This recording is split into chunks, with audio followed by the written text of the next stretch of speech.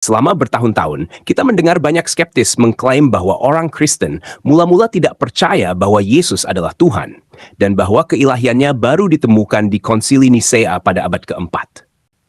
Semua pihak, mulai dari tokoh-tokoh Yahudi terkemuka, yang mengatakan bahwa orang Kristen mula-mula jelas tidak menganggap Yesus sebagai Tuhan, hingga umat Muslim yang mengklaim bahwa Kaisar Konstantinus memaksa para uskup untuk menerima teks Konsili Nisea yang menyatakan bahwa Yesus Kristus adalah Tuhan. Sana ternyata Yesus itu untuk pertama kalinya dilantik menjadi seorang Tuhan. Peristiwa itu baru terjadi pada tahun 325 Masehi.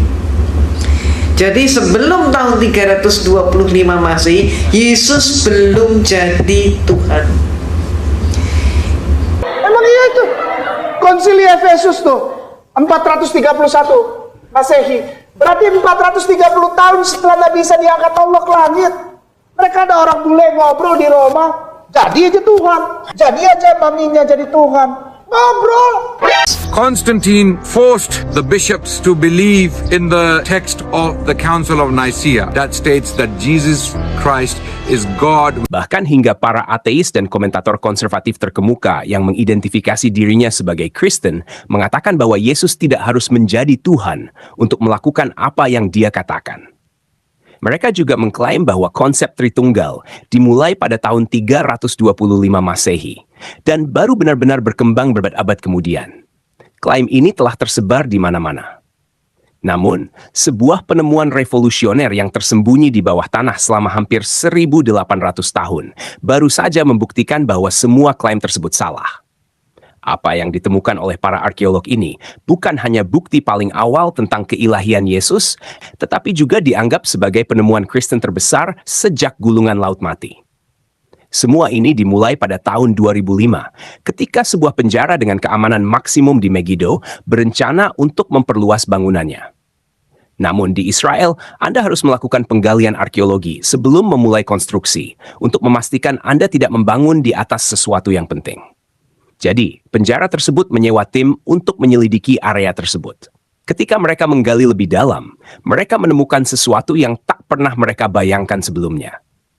Yang mereka temukan bukan hanya reruntuhan biasa, melainkan sesuatu yang dapat mengkonfirmasi atau menyangkal apa yang kita ketahui tentang kekristenan mula-mula.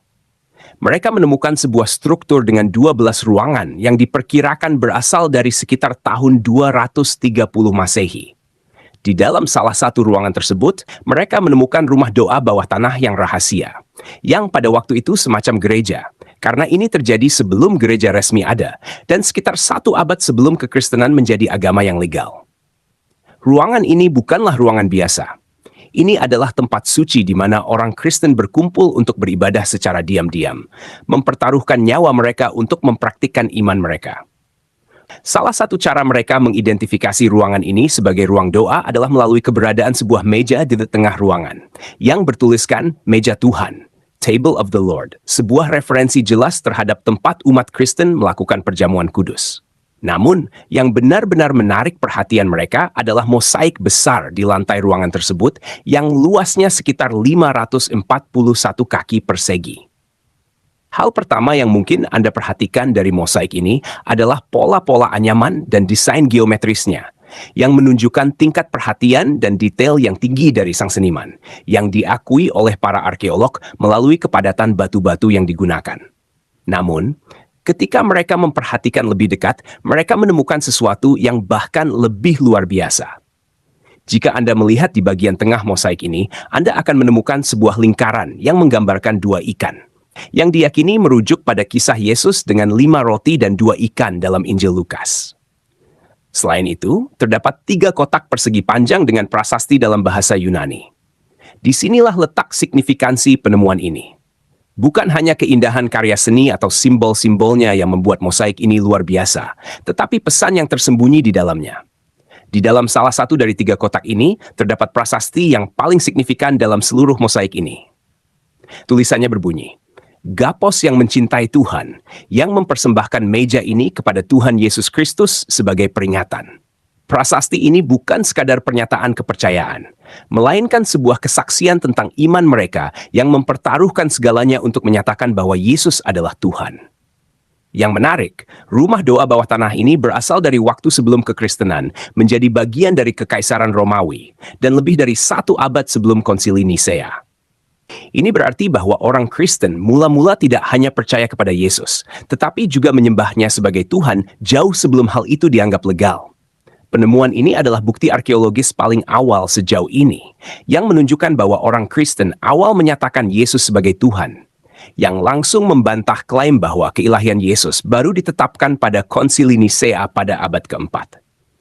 Mosaik ini juga menegaskan apa yang sudah kita lihat dalam kitab suci, seperti ketika Thomas menyebut Yesus sebagai Tuhanku dan Allahku, atau ketika Paulus menyebut Yesus sebagai Tuhan yang besar dan juru selamat kita dalam surat Titus. Bahkan para penentang Yesus pada zamannya memahami bahwa Yesus mengklaim dirinya sebagai Tuhan.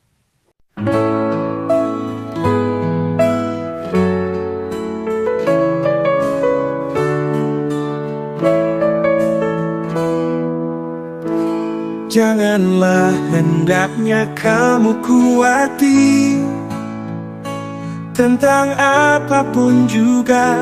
Nyatakan dalam segala hal keinginanmu kepada Tuhan dalam doa dan permohonan dengan ucapan syukur.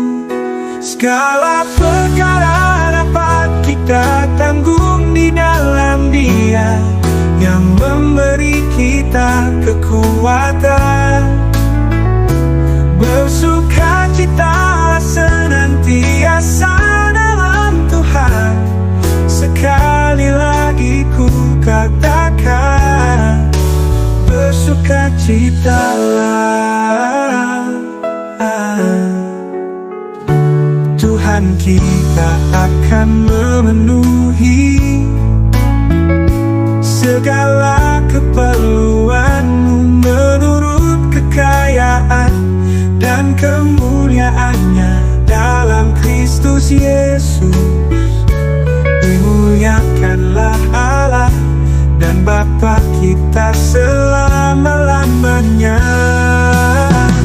Segala perkara dapat kita tanggung di dalam Dia yang memberi kita kekuatan.